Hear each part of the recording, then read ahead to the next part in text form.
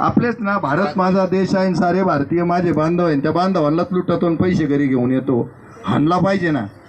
तर त्यांच्यासाठी आम्ही काय म्हणतो, काम चुकार भ्रष्टाचारी हे खरे देशद्रोही आहे. कंत्राटी कर्मचारी किती, हातवर करा.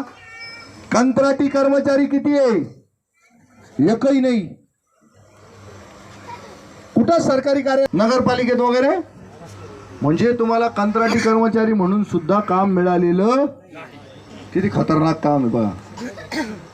ते लोक सुद्धा काम करत नाही, कारण परमनंट माणसांनी काम करणं टाळलं म्हणून आमची ही घोषणा जन्माला आली की काम चुकार भ्रष्टाचारी हेच खरे देशद्रोही. आणि म्हणून कंत्राटी जन्माला आले, तेही काम करत नाही, त्यांच्याही आता जागा भरल्या जात नाही. करायचं काय? एकदा जोरदार घोषणा द्या, काम चुकार भ्रष्टाचारी,